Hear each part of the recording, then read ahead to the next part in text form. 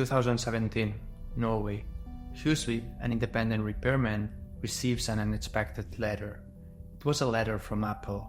The lawyers of the tech giant demanded Huseby to immediately stop using refurbished iPhone screens for his repairs. They also demanded him to pay the company money. It all started when Norwegian customs officials seized iPhone screens addressed to Huseby and labeled them as counterfeit. In reality, Huseby had simply ordered refurbished Apple screens, that is, screens made out of broken parts. Huseby had never claimed to the public that those were genuine Apple elements. However, Apple demanded Huseby to destroy all those refurbished screens and pay a fine of $3,000. So the situation was really surreal. Imagine Apple, a company with almost $400 billion of revenue and a market value of $3 trillion, having 5 lawyers working on the case against Huseby, an independent repairman.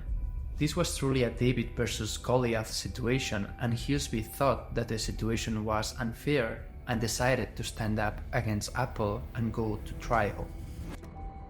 2018.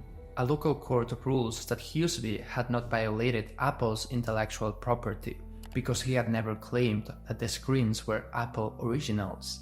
However, Apple appealed and doubled down, and 1 year later, the Court of Appeal ruled that the refurbished screens were illegal copies, which was later confirmed by Norway's Supreme Court. As Huseby himself said, this is a big victory for companies like Apple who want to shut down small businesses like mine and control repair prices.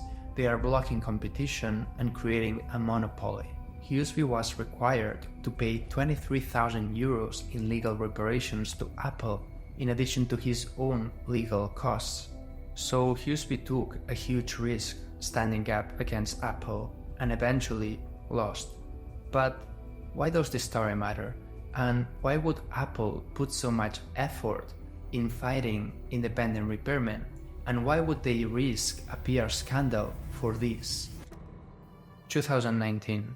Tim Cook, Apple's CEO, writes a letter to shareholders. In this letter, Tim Cook had to explain why iPhone sales had decreased. He was very clear: when people repair their devices, they don't buy new ones. And if people don't buy new iPhones, Apple doesn't make money. It's that simple. That was and still is a major problem for Apple. However, repair makes sense for most people. For instance, Huseby replaced iPhone screens for 75 euros, while Apple's services in the area asked for over 250 euros.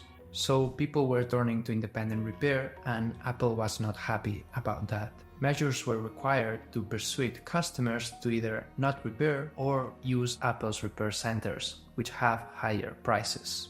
So the story of Huseby is not some kind of bizarre anecdote. It shows the continued efforts used by Apple to restrict independent repair businesses around the world.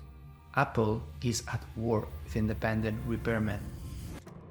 On October 2018, CBC News ran an investigative piece on Apple's business practices surrounding the repair of their devices. They visited an Apple store with a faulty MacBook Pro to get a repair quote, and the Apple Store quoted them between $1,200 and $2,000 for a logic board replacement.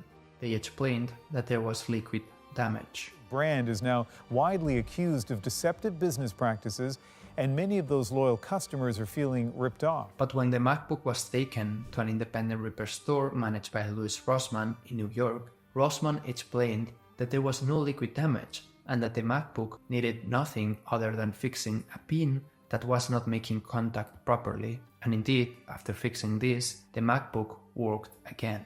That took you like 1.5 minutes, maybe? The story doesn't end here though. Some days later, Rossmann, that also makes videos about repair on YouTube, uploaded a new video. The title says everything: Apple and Customs stole my batteries. In the video, Rossmann explained that the United States Customs seized his package containing 20 Apple MacBook batteries, worth over $1,000, labeling them as counterfeit goods. He believed it was a form of retaliation following the CBC News piece. The timing on something like this, like the coincidence, can you imagine? After years and years of ordering batteries, that I get this notice a few days after the CBC piece. Rossmann had been importing MacBook batteries for years without any issues, but shortly after the story came out, problems started. In 2023, there was a similar case in Colombia.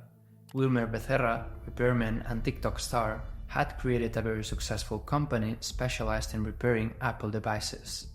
But one day, he also received a letter. He was being accused of using Apple logos without being an authorized repairman of the company. They warned of potential legal repercussions, even implying incarceration. He said, "Is it a crime to repair a device that Apple says is beyond repair? Isn't the owner of an iPhone autonomous to decide where to repair a device they own? The problem is that Apple has no incentives to promote repair, and that's why they often tell people that their devices cannot be repaired, offering them to buy a new one instead." These are not isolated episodes. Apple and other major companies are making a systematic effort to destroy the independent repair sector. Apple and Amazon, for instance, teamed up years ago to have all unauthorized Apple repairers banned from Amazon. That means that independent repair shops have now little chance of selling refurbished products online. Google also played its part by blocking all ads from independent repairers in 2019, effectively protecting a monopoly of big tech companies over repair. If they control the repair sector, they can either make you pay an unreasonable price or simply make you buy a new device and multiply profits. Apple also refuses to sell original spare parts to independent repairers, has spent millions of dollars lobbying against laws to promote repair, and obliges recycling companies to shred all Apple products, blocking any possibility of repair or reuse. As a European coalition of NGOs to promote repair points out, Apple uses intellectual property as a weapon by putting multiple logos and QR codes on every part of its screens. Because of unreasonable property laws, this creates a kind of roulette wheel for repairers who want to use affordable, reconditioned parts. The war on repair is an attack on your freedom to do as you please with your device. These devices are your property, no matter how many logos they carry.